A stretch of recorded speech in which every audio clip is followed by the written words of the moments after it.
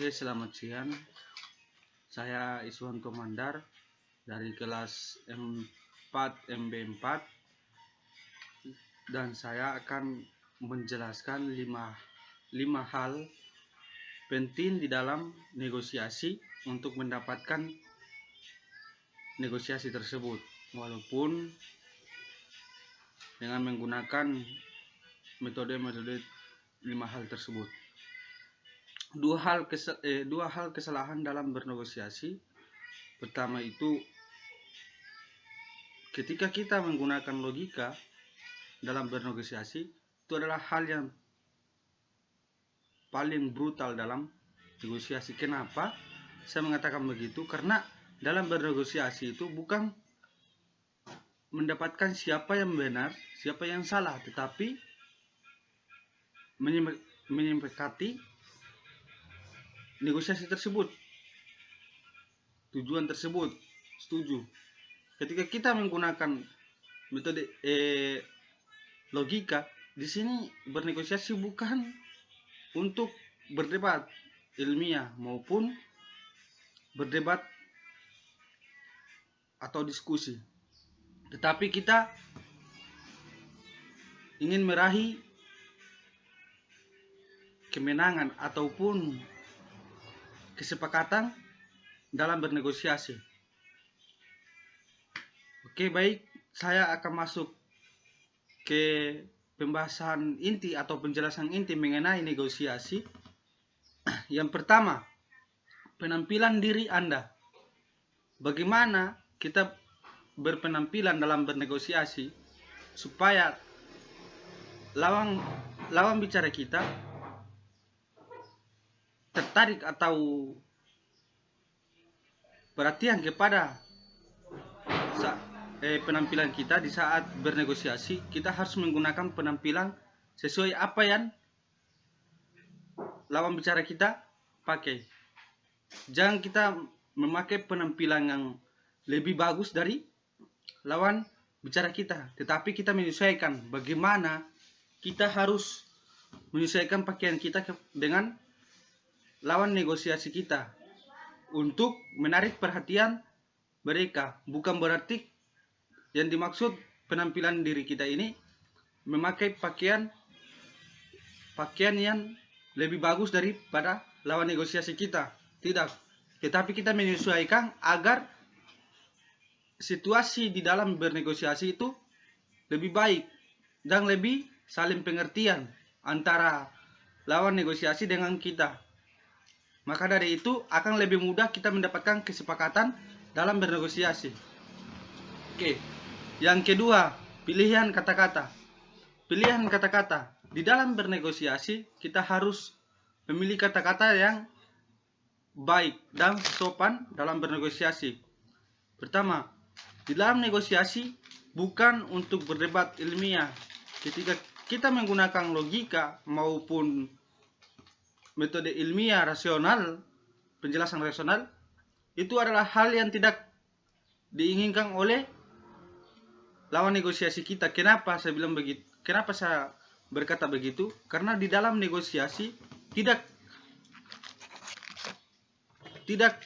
membenarkan atau tidak menginginkan perdebatan ataupun kebenaran dalam negosiasi, tetapi kesepakatan bagaimana kita memilih kata-kata yang sesuai dengan apa yang mereka bicarakan. Ketika mereka berbicara menggunakan kata-kata yang sederhana, maka kita harus ikut menggunakan kata-kata yang sederhana supaya mereka menganggap kita itu adalah orang yang profesional dalam negosiasi, tahu situasi dengan tahu bagaimana sehingga negosiasi itu menerima kesepakatan kita.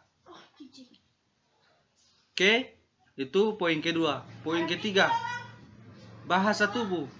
Oke, bahasa tubuh.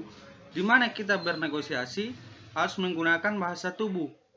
Apabila saling berhadapan dalam negosiasi, kita harus melihat. Oke, lanjut. Mohon maaf, ada Berapa suruh tadi? Poin ketiga, bahasa tubuh. Bahasa tubuh di mana kita dalam bernegosiasi, berhadapan langsung dengan lawan negosiasi kita harus menyesuaikan dengan apa yang mereka lakukan. Misalnya negosiasi, berdudukan berhadapan, kita harus menyesuaikan dorang duduk bagaimana, kita duduk bagaimana, supaya menarik perhatian mereka dan bagaimana kita memandang mereka untuk tatapan mata. Jadi tatapan mata di mana kita menatap mata lawan negosiasi kita supaya menarik perhatian lawan negosiasi kita untuk menyepakati negosiasi tersebut atau kesepakatan tersebut. Maka dari itu, gerakan tubuh kita itu menandakan bahwasanya kita itu harus menarik perhatian lawan negosiasi kita untuk menyepakati kesepakatan tersebut. Oke, poin keempat, tempat negosiasi.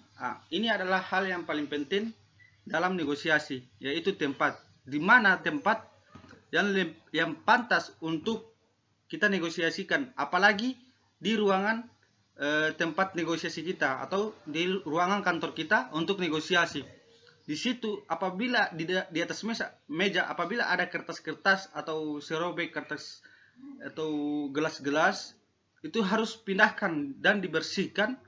Siapkan tempat duduk yang pantas dan yang pas untuk pelanggan kita untuk negosiasi, supaya di situ lawan negosiasi kita melihat kita itu profesional dalam bernegosiasi, karena melayani mereka itu sebelum negosiasi itu sudah baik.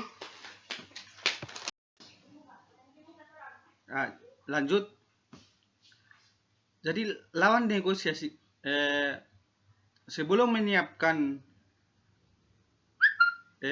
tempat untuk lawan negosiasi kita harus memperhatikan meja kita dengan kursi kita agar menarik perhatian lawan negosiasi kita.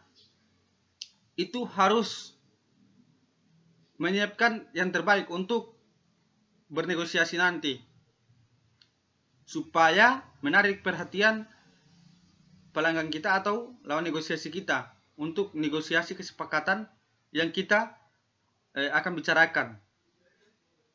Oke, lanjut. Kelima, momentum negosiasi.